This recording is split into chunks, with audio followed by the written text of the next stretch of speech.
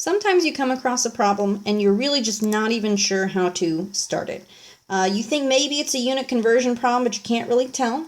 So my advice is when you see a problem you don't recognize, just start with the given, find, connect approach, and then try and look at the problem and think about A, can I cancel out any units? B, were I given any formulas or equations?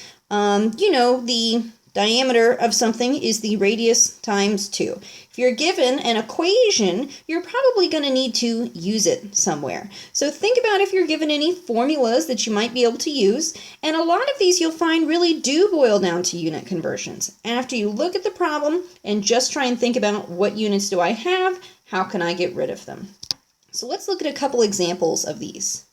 Example 1.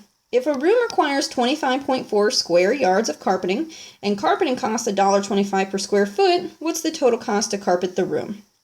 So let's say we weren't sure how to start this. We can always start with given, find, connect.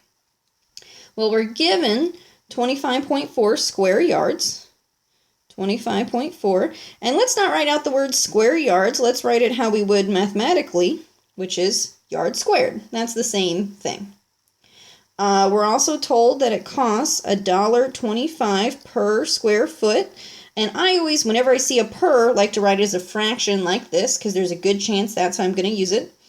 And we're told that 1 yard is equal to 3 feet. So that's all of our given information. And we're asked, what is the total cost? So our question mark really is about money. How many dollars do we need to spend?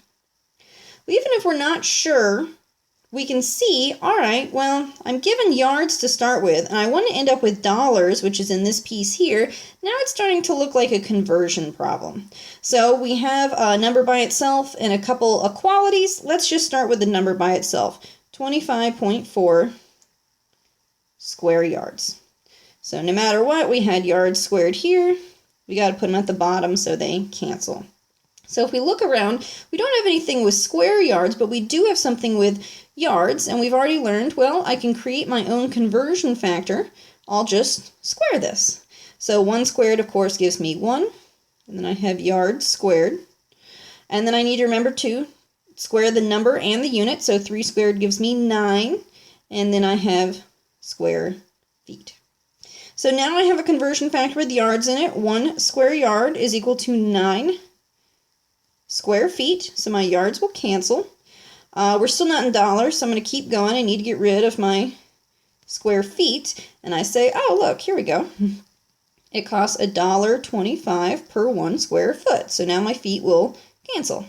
So now I get the unit I want, which is dollars. That's a unit, and I'm just going to do the math on this, and I see that this is going to cost me $286.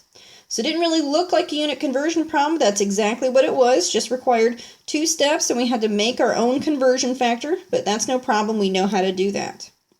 So here's one example where we might not see it initially, but after we write out our information, we can figure out how to do this.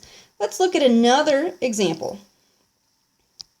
A steel sphere has a radius of 0.32 inches and a density of 7.6 grams per cubic centimeter. What is the mass? This should not be the word cylinder. This should be the word sphere. I changed this from another problem. So what is the mass of the sphere in grams? So we say, okay, not sure initially. Let's do given, find, connect. We're given a radius of 0.32 inches. We're given a density of 7.6 grams per cubic centimeter. We're given an equation here, so I'm just going to leave that. And we're asked to find the mass in grams. So eventually we want to know how many grams our sphere has. So we can look at this problem and say, all right, I'm given a density, and I know the equation for density is equal to mass over volume. Or we can remember our triangle here. So density, mass, volume. So we have our power triangle for density. And we are given an equation for volume, and we're asked about the mass. So we say, okay, if I figure out the volume through this equation, I should be able to plug it into my density equation. I also have the density, so then I can solve for my mass. So once we write out all the pieces, we see it's just a simple density conversion problem. So first thing we need to do is actually get that volume. It didn't give it to me directly, but it gave me the equation and it gave me the radius that I can plug in. So that volume is going to be 4/3 pi.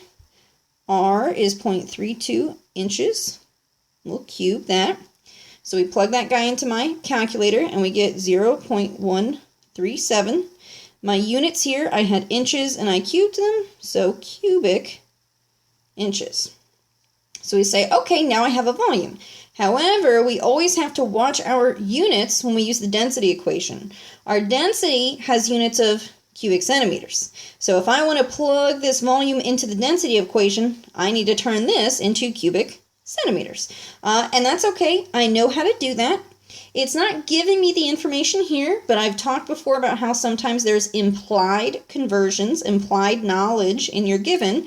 It's going to assume that you have this on your equation sheet, you have it in a table in your textbook, something like that. So we've seen centimeters and inches before, so we know that 1 inch is equal to 2.54 centimeters.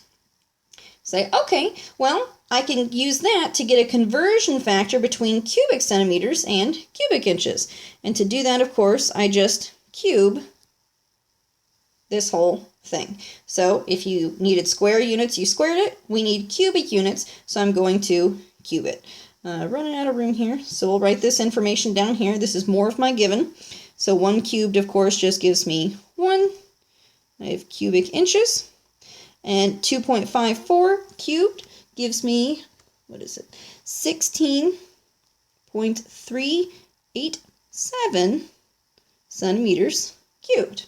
So now I can turn these cubic inches into cubic centimeters. So I want to get rid of my cubic inches. I'll turn them into cubic centimeters. 1 cubic inch is equal to 16.387 cubic centimeters. So if I do the math on that, I get 2.25 cubic centimeters. So now I have a volume in cubic centimeters. I have a density in grams per cubic centimeter. And I want to find my grams. Now I can do my density conversion. So density is equal to mass over volume. If I remember my triangle here, I want to solve for mass. So since I want mass, I look at these two down here. Mass is going to be equal to density times volume, right? Because the density and volume are next to each other, and I want to solve for the mass. So my density is 7.6 grams per cubic centimeter.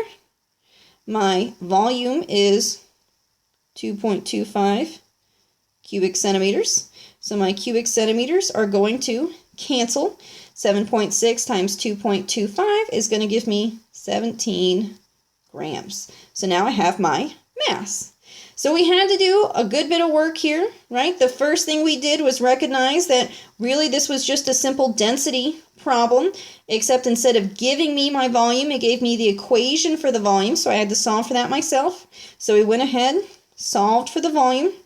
Then we realized my volume wasn't in the correct units, so we did a simple unit conversion, got it in the correct units, right? My units had to match whatever my density has, and then we just did my simple density problem. So this is a really complex problem because it has a few different parts in it, but if we just think logically and take it one step at a time, we can easily come to our answer.